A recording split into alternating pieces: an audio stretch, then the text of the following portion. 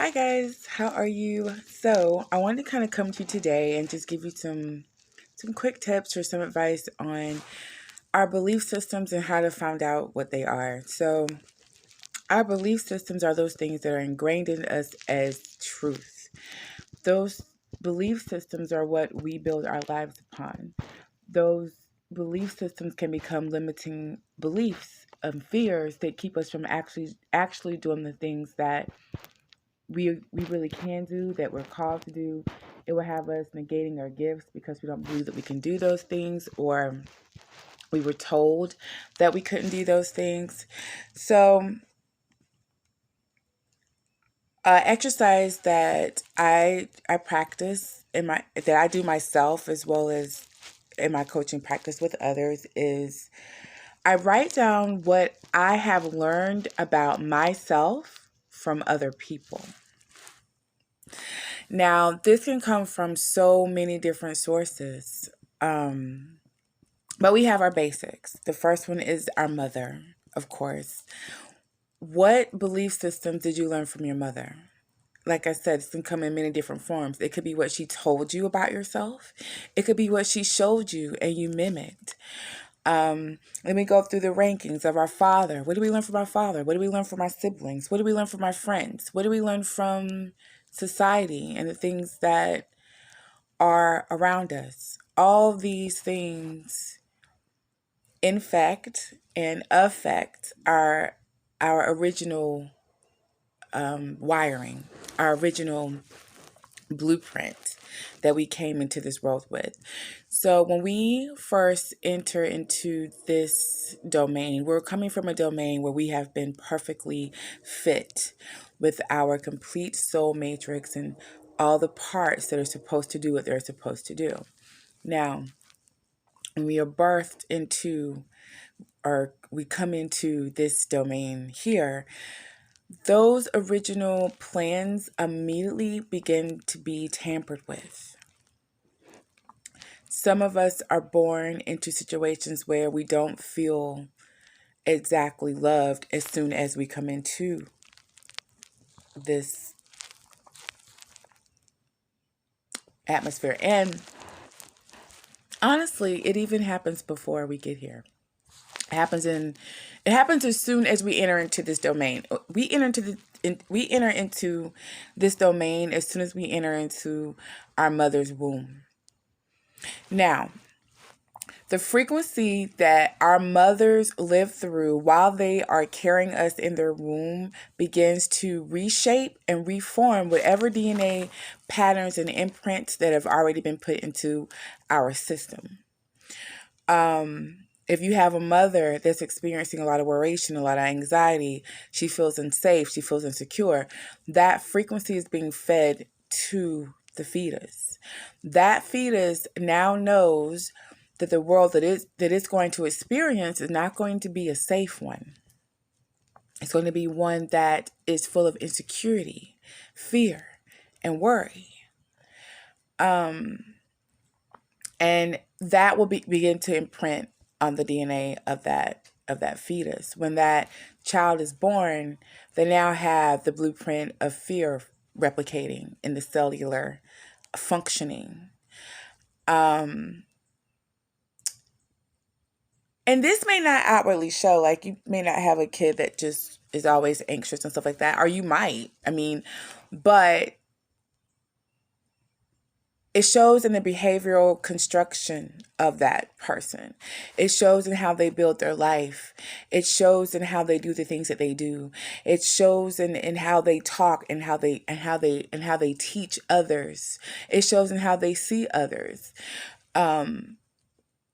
And it can cause a lot of psychological trauma that we deal with that we don't even know that we're dealing with, and we don't know why. A lot of the psychological trauma, a lot of the sickness and the illness that we have goes back to things that we've experienced in the womb. So crazy that is. Kind of getting off topic here. So we have that, but as we become older and we start to see certain things play out with us, certain dysfunctions may play out with us, certain maladaptive behaviors may play out with us, it's time to go back and start to look at where these belief systems and things like that came from. So we're going to try to keep this in a very small context, big context, but small context of self-esteem. So when it comes to our self-esteem and what we believe about ourselves and the attitude we have about ourselves, that comes from a very intricate belief system that has been established by the nature-nurture aspect. Now, I said all that before to say that the very blueprint that we came in with, letting us know how perfectly beautiful and wonderfully made we are, becomes distorted as soon as we get into the womb. Okay, so by the time we're born, there's already a distortion. Now, let's say you grow up in a household where you were ignored, or you're told that you're not smart, or you're not pretty, or you're put in competition with your siblings or with other people, or you grow up watching abuse happen right in front of you, or you grow up watching people cope by using substances. All these things begin to, of course, become certain belief patterns, whether you think so or not. And just to break it down on a very simple level, there's this saying, fairy tale story, whatever, about this southern girl, and she's cooking, right? And she's cutting off the sides of the ham. She cuts off the sides of the ham. And when she's doing it, as she's cutting the sides of the ham, she's thinking, why do I cut off the sides of the ham again? So she calls her mom. Mom, why do we cut off the sides of the ham? And her mom says, oh, we cut it off because it makes it juicier. It makes it taste better, I think. She says, I don't know. Wait, your grandma always did it. Let me call her. She'll tell you. So the mom calls her mom, the grandmother, go, Mom, why do we always cut the sides of the ham off? Does it make it taste better? Makes it juicier? I forget. And the grandmother says, well, I always cut it off because it fit into the pan better. The pan I had was too small for the ham, so I would just cut the sides off so it would fit the pan. And I say this to say that belief system was carried through generations that, cutting the sides off of the ham makes it taste better. But the origin of that was that, no, it just fit into the pan better. So I say all that to say, going back to find out the origin points of the informational truths that we've decided that are true in our world is important, because we need to know why we're doing the things we're doing, and why are we building the foundations, that we're building. Some of them are dysfunctional. That was just like a little, side note, little cute little story about how we can just take belief systems as true and run with it. Now, she's probably telling people like, you should cut the sides off of that ham because it makes it juicier. I know this because my grandmother always did it. So when I challenge our belief systems, that's what I'm talking about. It's those belief systems that we build our lives upon because we have decided they're true because of what people have told us. So the question, and all of this is alchemy because I'm a spiritual alchemist. And the whole point of alchemy is to change and to transform and to become better, better beings, better humans, a better species, right? So when I start to look at belief systems that I have, the first belief systems I want to start with are those that are not good for me. The belief system that maybe I'm not good enough, I'm not smart enough, I'm not pretty enough, I'm not this, I'm not that. Where did those belief systems come from? Who told us that? And why do we believe it? One of the things I watched growing up was my mother working all the time, and realizing that she hated it. Like, she hated it. but she felt like she had to do it because she had to take care of me. I mean, my mother was married to my dad. It's not like she was a single parent. But she had to work. She had to take care of me. She had to take care of her household and all that stuff. And so I grew up thinking that that was the only way to do things, was you had to work, because that's what I saw. My mother worked. My grandmother worked. All my aunties worked. Um, but there was one around me who worked, but also did other stuff, like my dad. My dad worked, but he would be like mowing grass on the side or fixing a car, or then he just opened a whole freaking fish market. And he always had this entrepreneurial spirit about him. And it was something that I never really got to tap into because I really wasn't shown that. And by the time I saw that side of him was much, much, much later in life. In my formative years, I was taught to work, go to school, get the education, go to college. That's the blueprint that I followed. So even though I may have saw something, I was taught something else. So we have to think about, it's not always what we show our kids, it's what we tell them too. Like it all plays together. And we have to understand this too, is that the same sex parent is the parent that child is going to look to for role development of what they should do. So I looked at my mom. My mom worked. And she taught me to work. I didn't so much look at my dad and kind of what he was doing till my mother passed away. And then my dad became the primary focus parent.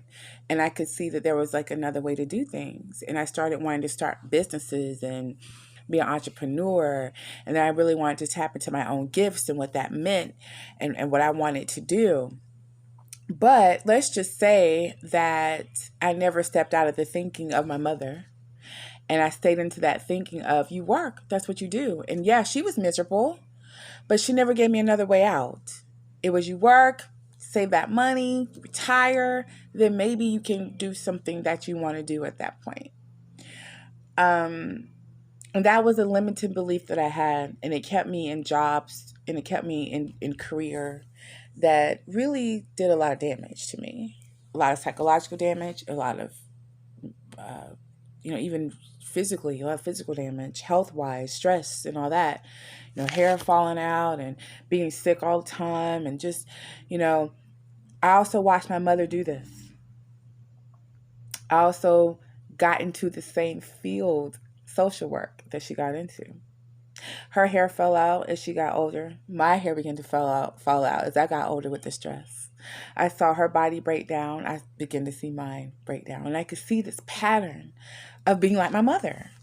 And it didn't dawn on me until maybe 15 years into my career that this wasn't what I wanted, that I didn't want to be like my mother. I loved her, but I didn't want that life, and that it was a pattern that I needed to break. So what I did was I started looking at other things in my life that were different. And that's when it clicked. I'm like, my dad, he started his own business, and he did this and he did that.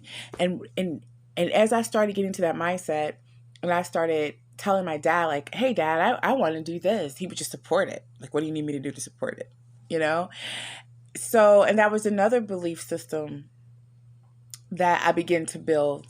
I knew that dads are around and all that stuff, but that men could be supportive. They support you in your dreams. They support you in what you're going to do.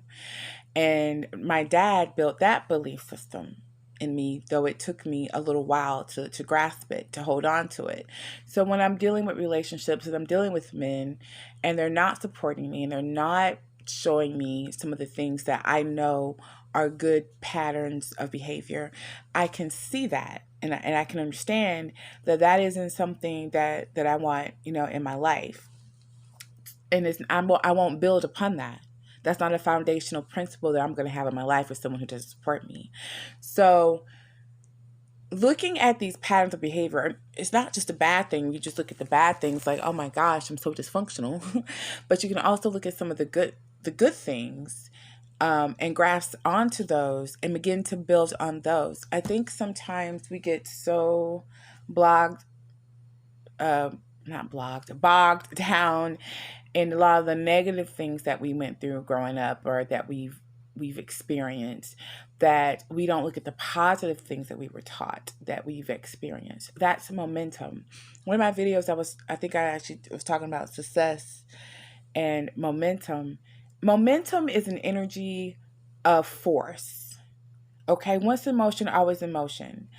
Momentum is also momentum is used in polarity and oscillation of the energy inside the body. And I actually have a picture. I keep saying that. I need to always say that. But I actually have a picture where I show kind of that oscillation of the energies inside the body, and the pull and the pull, the push and the pull. The push and the pull, that back and forth, that balancing of those energies, that polarity, that itself creates momentum. And once that momentum is let go, like once that energy is let go and freed to move, it creates a whole pathway. You just have to run behind it and follow it, gather that energy and keep going with it. That's momentum. A lot of times we can't feel the momentum. We get stuck because that energy is stuck. It's stagnant, and it needs to be moved. If you're stuck and you're not able to produce, because we are producers, multipliers, if you're not able to do that, then you need to take a step back and figure out what's stopping the flow of energy. Is it my belief system? I always start with the mindset. Like I said, I used to. I kind of still have a coaching program. I don't follow it as closely as I used to, but I used to have this coaching model. It's 5 keys to empowerment, and I still use it. Spirit actually gave it to me some years ago. And the first thing you start with is your mindset. Like, you have to start with your mindset. And one thing I say is, where have you set your mind? Where is it? Where is it sitting? Is it sitting in positivity and negativity? Is it sitting amongst, people that can feed it good things, or is it sitting amongst people that's feeding it bad things? Is it sitting in balance, or is it sitting in chaos? It's really important to figure out where our mind is, where it's at. And when we go back and we look at what do I believe, we're actually going back to kind of figure out, where is our mind sitting at? Because where it sits at is what it's going to believe. If my mind sits in chaos, it starts to believe that chaos is normal. And that's why you have people that love drama. They love it.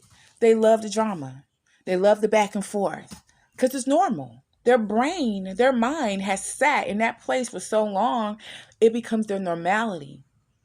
And in order to break that, to break the monotony of that, a momentum flow of energy has to come through. A momentum is a different type of energy that comes through to break up the monotony of bullshit. So in order to do that, you have to create that.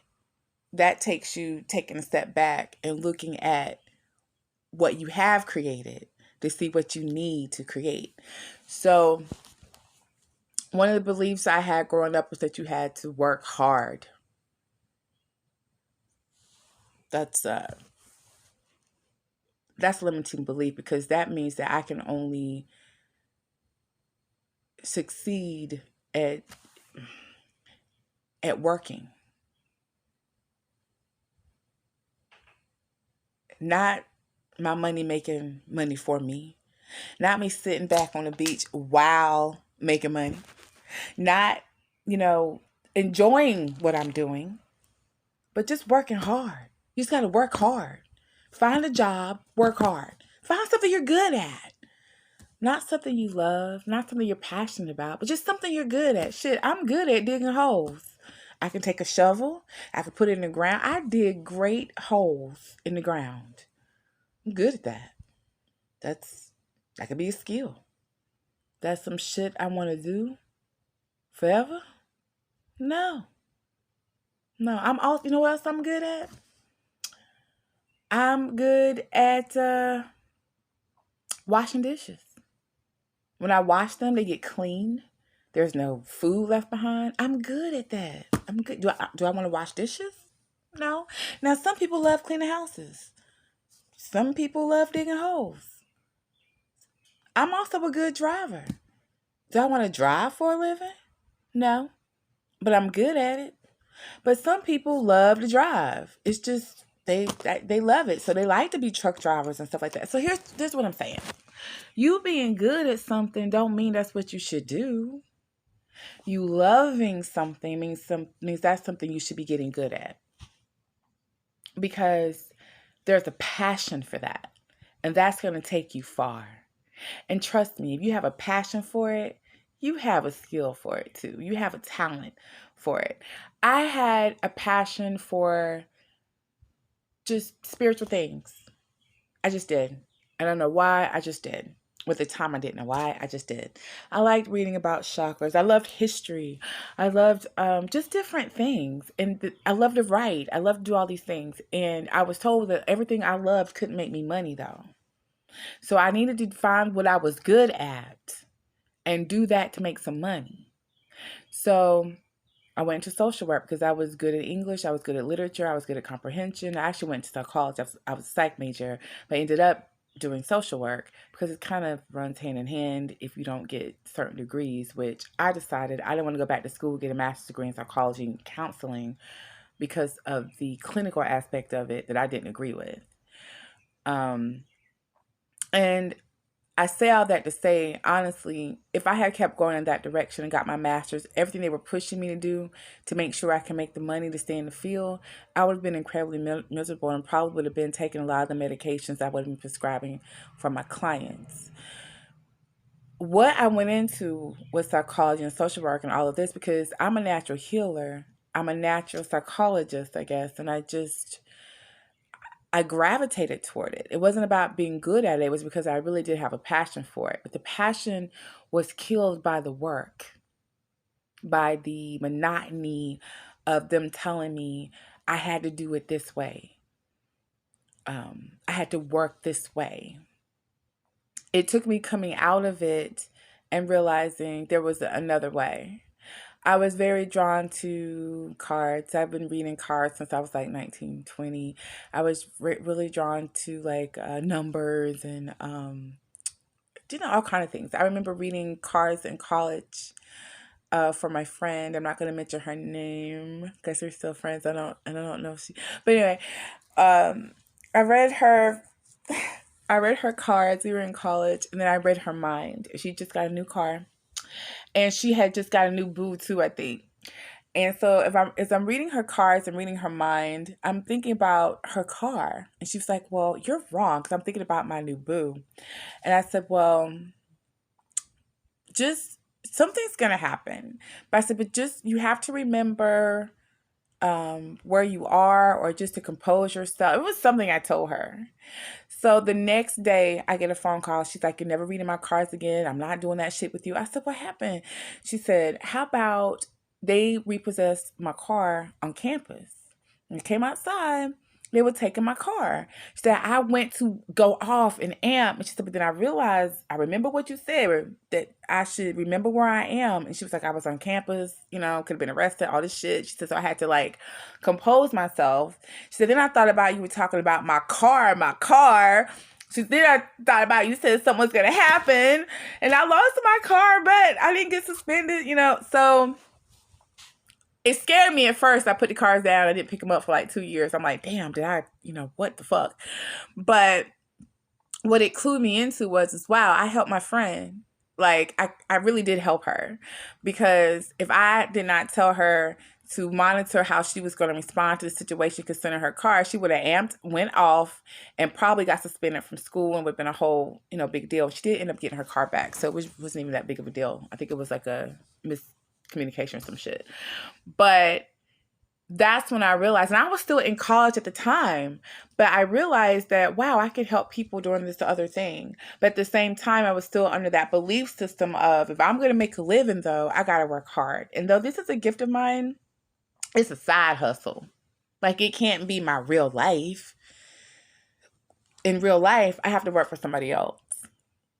Because that's what my mama said. That's what I was told. That's what all my aunties did. That's what my grandparents did. That's what everybody did around me, was they worked for somebody else and made their money. So whatever gifts or talents they had, which I never saw anybody in my family really express gifts and talents too much. It's just everybody went to work. So that's or my mindset was. So even though I knew I could do this other thing that should be really awesome and great, because natural gifts and talents were not really shown as something that could be viable, it wasn't something that I even paid attention to. I continued on going to college. I continued on getting all the student loans I'm paying back right now. I continued on doing all that stuff. Um, so instead of taking that route of 15 to 20 years of doing stuff that you really wish you hadn't done, paid for and all that, let's stop right now and figure out, are we where we want to be? Are we doing what we want to do? Are we deciding because somebody else decided for us in whatever capacity this is what we should do? And are we just accepting that as a belief system that that's just what it is and we have no other options but to do it that way? The American dream is kind of forced upon us as the truth, right? Truth is everybody wants to own a home. Everybody wants to have 3.5 kids. Everybody wants to do this and everybody wants to do that. That's the truth. But is that the truth? I mean, I think now we're getting to a point where we have people, doing the van life and living off grid, and people are really starting to realize that the American dream is just a belief system, not the truth. Let's talk about, I don't have time maybe, the morphogenetic, I keep saying that wrong, field. The morphogenetic field is what basically it morphs our genetics into believing shit. It morphs us. That's what the morphogenetic field does. It morphs us into our belief system. So if you believe the American dream is the $500,000 house and the Housewives of Atlanta, or whatever Housewives you watch, if you believe it's the Hollywood, the Beyoncés and the Jadas, if you believe that's what the American dream is, that's what you're going to strive for. I know people right now, and it's so funny, I'm not going to mention her name either, but someone found out that I could talk to the dead. And they were like, oh my God, can you talk to celebrities? Oh my God. And I said, I'm sure I could. And they said, well, why haven't you tried? Because it never dawned on me to try to talk to celebrities as if they were different. They're just people. I'm not that pressed to call upon one. Though I have talked to, one. I only talked to one. And he showed up because I'm actually a huge fan of his. And I'm not going to say who he is, but I'm actually a huge fan of his. And he showed up. And what's so funny is he's just like, well, I didn't know him in life, so I can't say that. But his energy feels kind of the same as it did when he was alive on TV. So that was pretty cool. But I also get just as much excitement from talking to somebody's great grandmother. I also get just as much excitement from talking to somebody's cousin. It's not just that they're a celebrity, but that's the belief system. We're in this belief system. We're told that somehow they're different. Celebrities are different and we should idolize them in some way. And there's a whole bunch that goes down with celebrities that people don't even know. For one, they're genetically set up to be celebrities. Look at their astrological charts.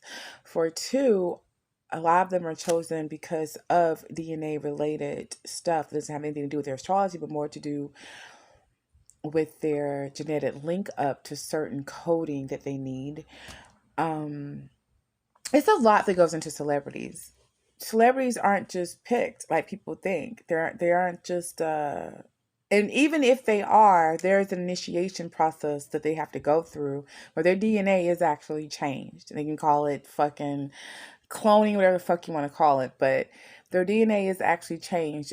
It's changed in a way that makes them more susceptible to be used by energetic frequencies, but also to be used um, by other spirits as well.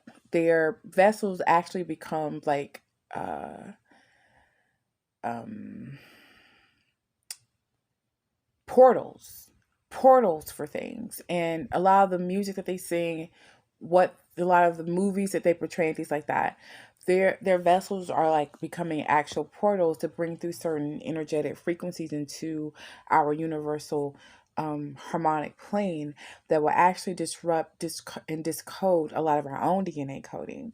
So we have to be very careful about what we're choosing to believe and take in. When we follow certain trends, those are rituals, and we don't know that.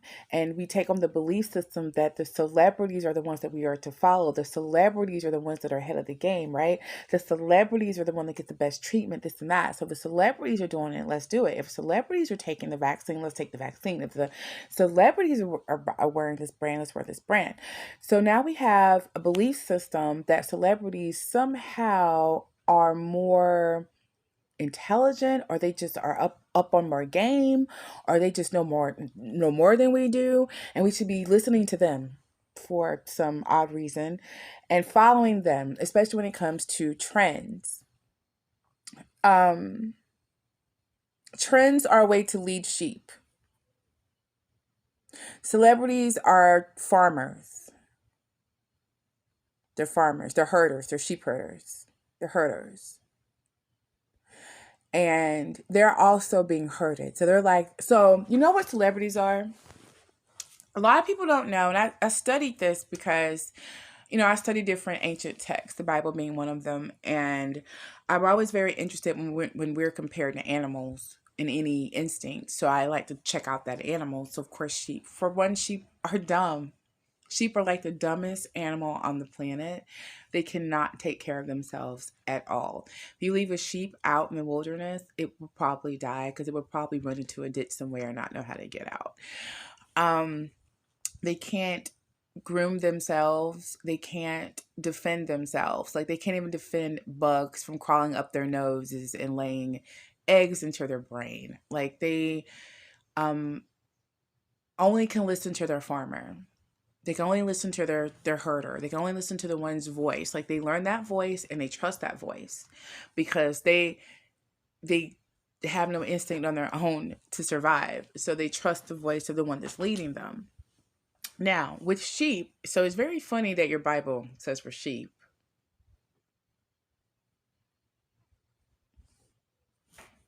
I mean, people think that's a good thing. Maybe it is, I'm not going to say know everything, but goddamn, I know something. So, with sheep, there's also something called a lead sheep. Now, it's still a fucking sheep, but it leads the other sheep. So it's a little smarter. It's been set ahead a little bit. The farmer whose voice that they understand and know to be truth is told them, and that would be the government for us. But the and the big religious institutions, yeah, that would be what's our farmer voice, I guess.